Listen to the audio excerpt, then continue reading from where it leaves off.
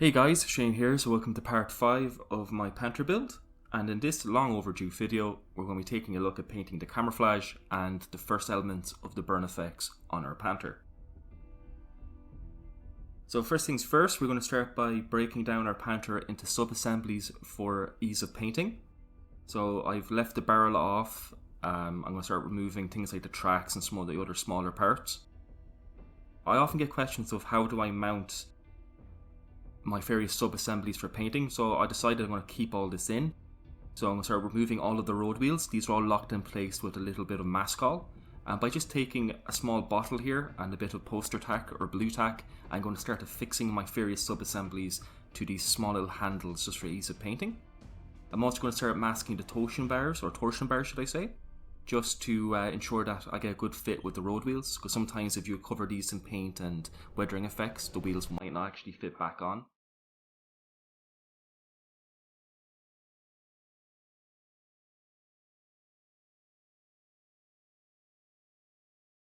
And then for the smaller assemblies like the shores and plates, I'm just going to take some paint bottles, again a little bit of blue tack, and I'm just going to affix them on to these bottle caps here. And then for the gun barrels, take a small clothes peg and affix like so. And then for the road wheels, I'll just take some cocktail skewers or kebab skewers in this case, cut them down to shape.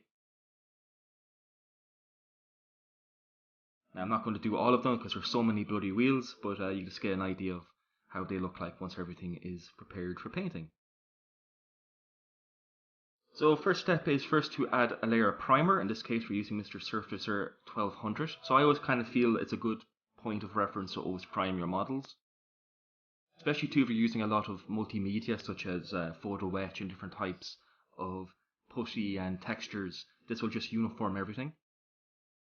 And then once our primer has been allowed to dry, we're going to start adding a pre-shade. So for this we're going to be taking Tamiya Dark Green 2 and Tamiya NATO Black, mixing them roughly 50-50. Again, I want this to be a very dark green. I'm going to thin this down with a little bit of lacquer thinner, and then using a 0.12 needle in my Harder & Steenbeck Evolution CR+, I'm going to start just tracing out all these edges and all these lines.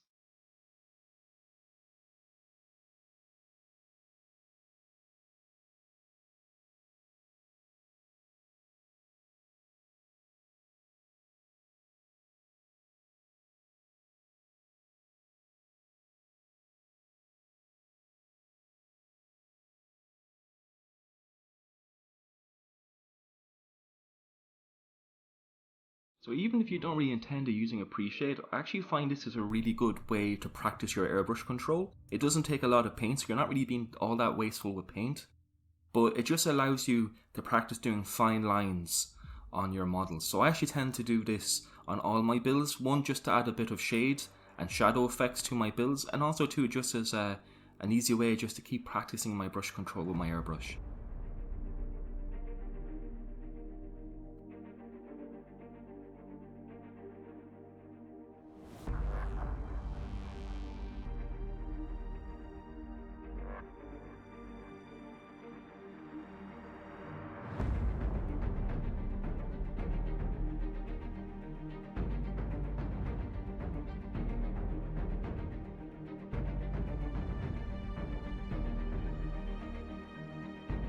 Now you'll see that I haven't removed some of the tow cables on the hull. I'll very carefully pop them off because they were somewhat glued in place, and off camera I removed them just for ease of painting. I really should have not glued those in place during the construction, so that's just a little thing I learned while I was painting this. So I try to keep as much off the build, but I don't really mind keeping tools in place, especially if they're photo etch clamps. And the clamps I was using here aren't workable, so once they're in place, they're in place.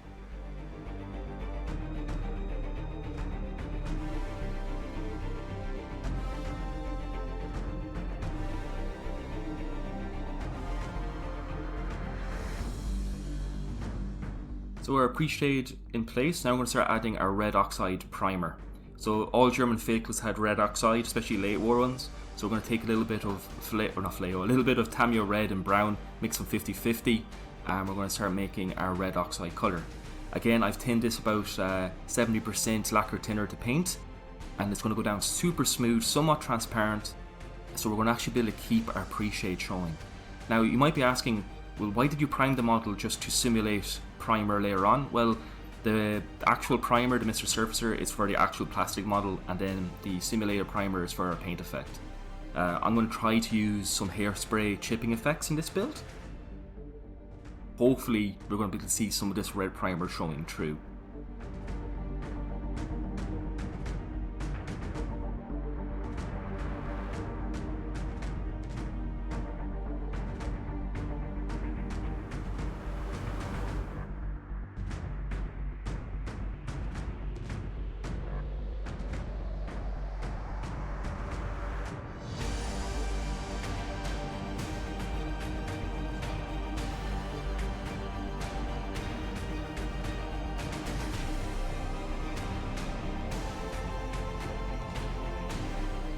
Now this does look very red. I might have added a bit too much red to this. It should be a little bit more on the brown hue, but also my camera is making this look like a blood red or a wine red colour, and it's not really. It's more on the brown hue, but it's just the way my colour balance is interacting with my my camera here.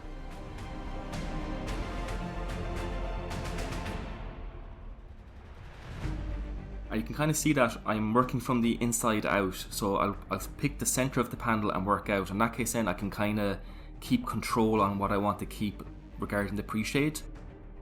So I'll just work in small layers, build it up slowly, and I can actually keep the shadow from the pre-shade.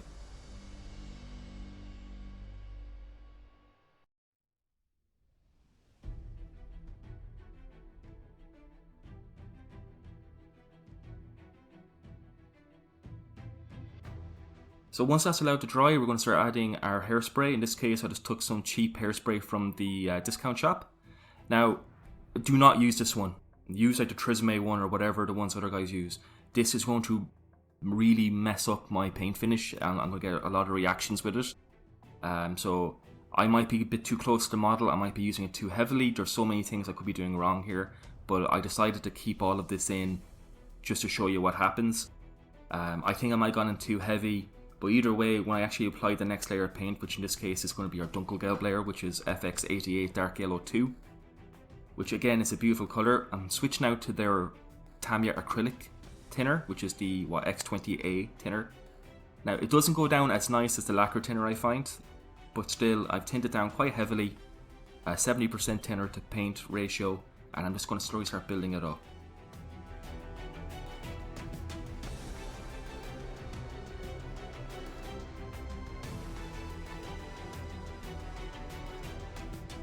But we're going to see some weird things are going to happen in a few minutes, so we'll talk you through as it happens.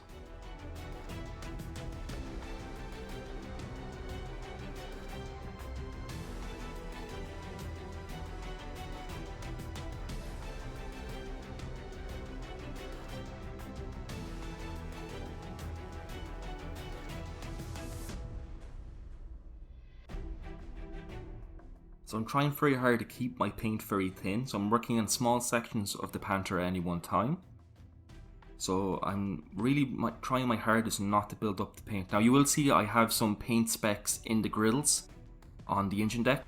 Normally I would come in with a needle and pop those, or come up with the airbrush very close and just blast air through it to push that paint out of the grills. However, the Panther that we're building 126 has all rubble and debris on their engine deck, so I'm not very worried about having paint in my engine grills because that's all going to be hidden under masonry.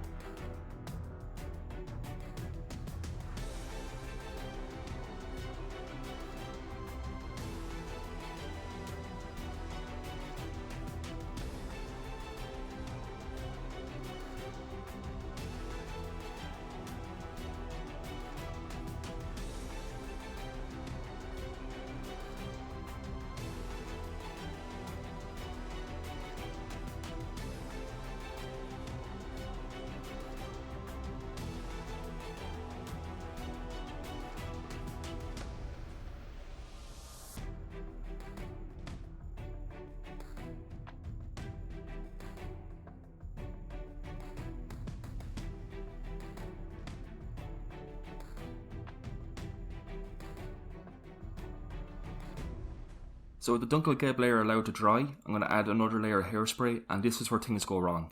So I plan to put another layer of hairspray as I'm doing here, so I could chip the camouflage back to the Dunkelgelb and then the Dunkelgelb back to the red oxide. And what's going to happen here is that the hairspray layer is going to react with the hairspray layer behind that or beneath it, and it's going to start. Now you can't really see it on camera. I'm trying to kind of show that it's reacted and bubbled through. I have weird kind of cracking effects on my paint. So I have a feeling by adding this layer on top of another layer, that's why I kind of destroyed the effect. So we won't be doing hairspray chipping on the main hull.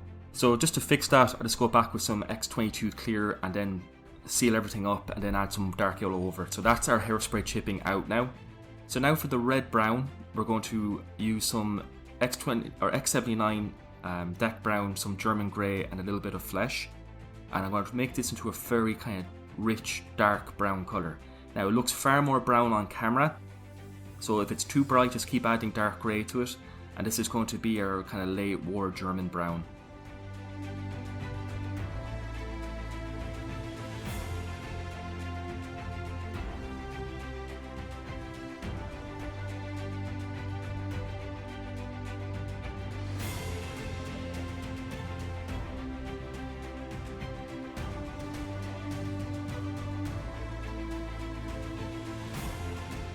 And I just kind of will trace it and then just kind of model it in.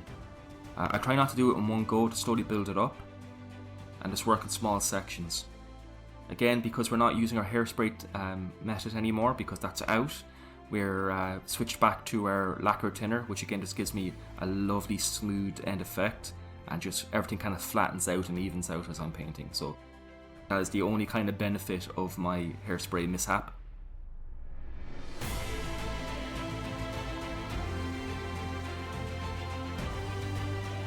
Now I'm not really good at doing German camo.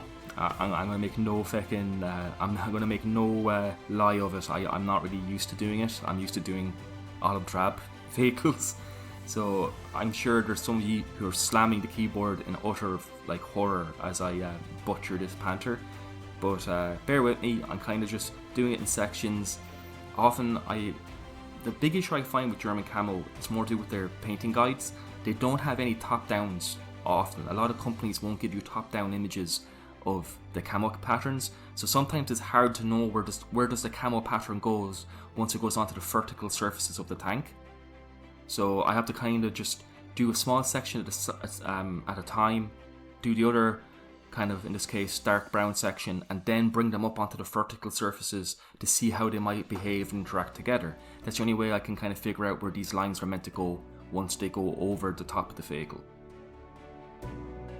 So again, I'm kind of modelling it on. I am getting a bit of overspray in certain areas, so I'm going to have to come back in later on and clean up certain areas.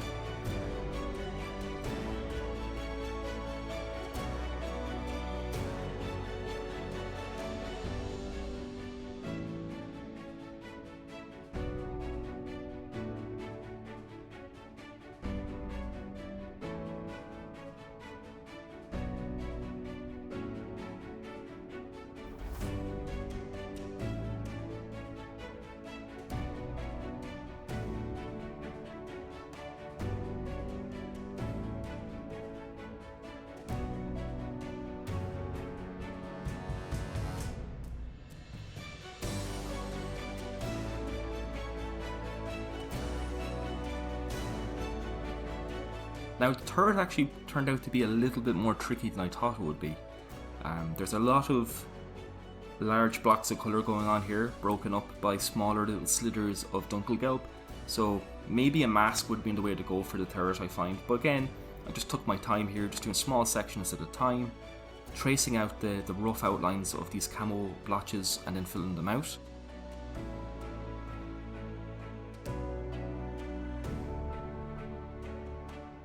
Again, having a good reference photograph or a colour plate that's accurate to these vehicles close to hand is a must. Just if you have like a tablet or something, just have a zoomed in photograph of the camo scheme near you and just keep referring to it. And before you start a new blotch, just study the actual reference and go from there. Now for the dark green, we're going to take FX89 Dark Green 2.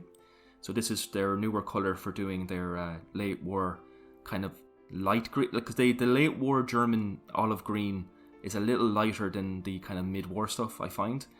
Now I just did this directly out of the bottle. I haven't mixed anything into it. I haven't put any highlights into it. Again, for the simple fact being is that my reasoning here is these machines were literally delivered to the unit almost as they deployed. Like, I think the crews only had a few weeks of training. I think it's like I read in the Steven Sloga book that some of these crews had about 2 weeks of familiarization with their Panthers before they were deployed into action. So the reason why like the Ardennes offensive was so sloppy is a lot of these crews were just not trained. They just didn't have time to train them. In that case, these machines are brand new, so they're not going to be particularly worn. They're not going to have a lot of bleaching. So I'm just going to spray these more or less out of the bottle.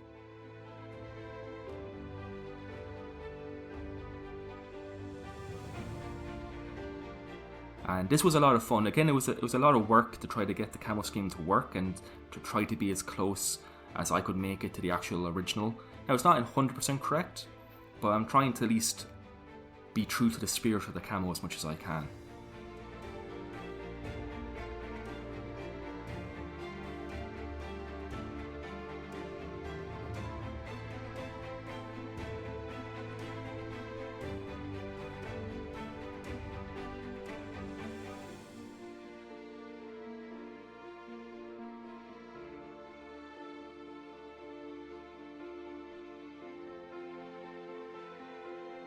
So again, I'm just building these up.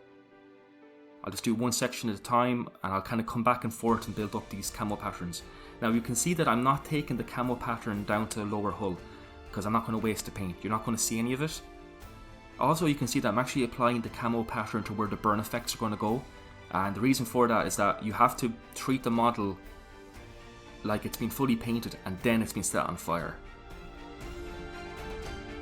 The fire damage happens after the vehicle has been painted, so I would recommend that you paint your model as you would normally, even when the areas are going to be later given fire damage, and then come back and add those burning effects after the fact. So that's what I'm doing here.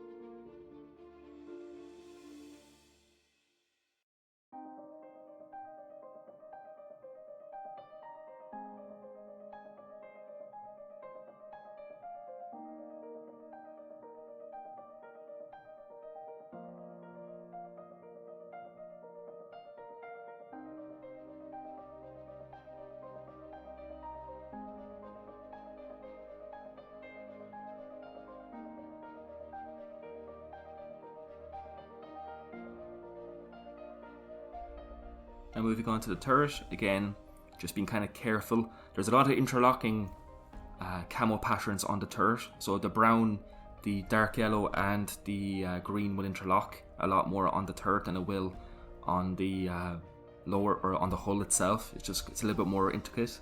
So again, I just have to take my time here, keeping my paint nice and thinned down. Again, 70% lacquer thinner to paint. I have the smallest needle I have for my airbrush, which is a 0.25 or 2.4, I believe. It's very small, and I'm just slowly building it up. And I do get bits of overspray in places. You can kind of see that I obliterate some of the dark brown in places. So I'm going to have to go back later on and re-establish that dark brown in certain places. But again, just take your time.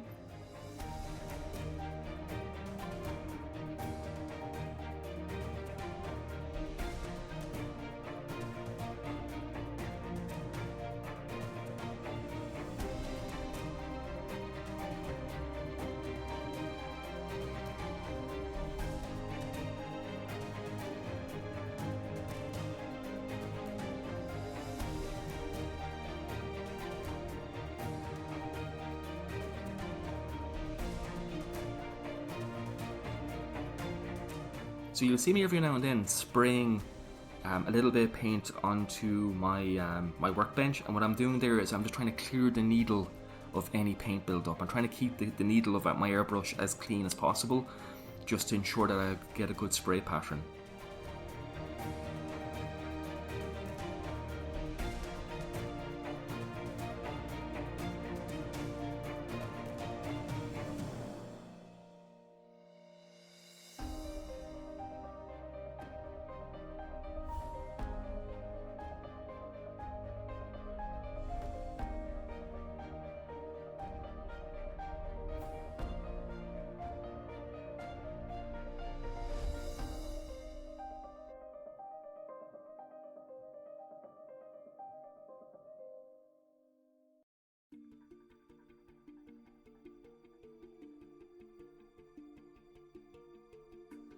So now that I'm happy with the camo, I'm going to take some X60 dark yellow. I'm going to thin this down about maybe 90% thinner to paint. So I'm going to make a very, very light glaze. I'm going to switch to a 0.4 needle in my airbrush, and I'm going to evenly apply this very thin down paint. It should be utterly transparent, just a slight tint of colour to it. So again, 90-95% thinner to paint, and I'm just going to apply this to the model. And this is going to add kind of a layer of dust to the model, and it's also going to unify all these different colours together.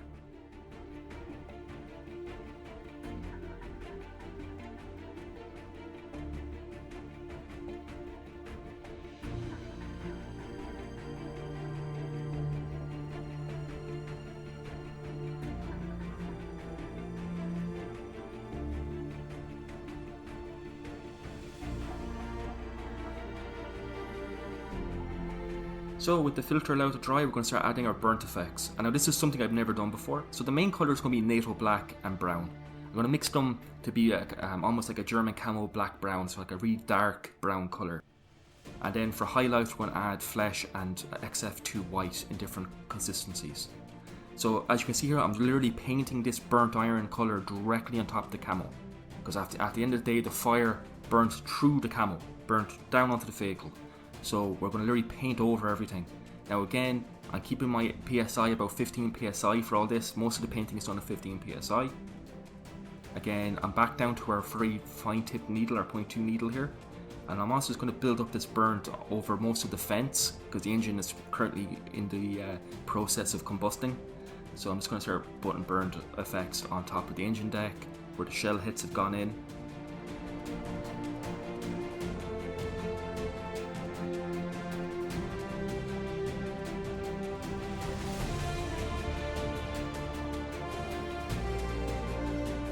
So once I've done like the basic outline, I'm going to start adding some highlights, and for that I'm just going to add a few drops of XF15 flesh to our mixture here, and you can see it starts lightening the colour. And this also helps you gives you semblance of heat. This kind of introduces the fact that the steel has been miscoloured by the extreme heats of the fire. So I'm slowly just going to build this up, just kind of focusing it into the centre of panels, just to add a little bit of visual interest. Now again, this looks like a dog's dinner, but once we're done, it should look quite well. Again, it's all about just modelling these colours to add a bit of visual interest, just to break things up.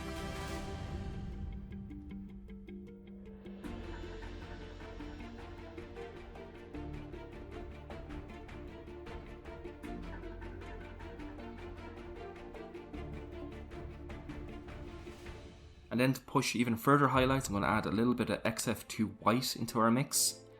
And just a small amount, and I'm just going to focus this colour into areas where it might have been the hottest, or areas I want to draw attention to. So just kind of model this in certain areas. Again, it's very heavily thinned down, so it's nice and transparent.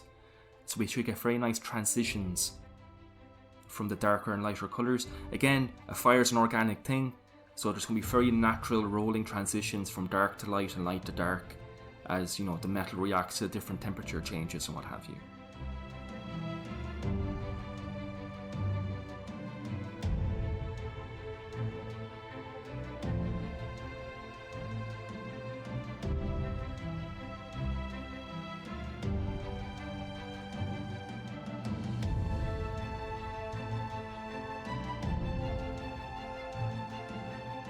and the turret's going to get the exact same treatment in the exact same way. So we're going to go from our burnt iron colour, then we're going to start adding flesh and XF2 in subsequent layers to add highlights.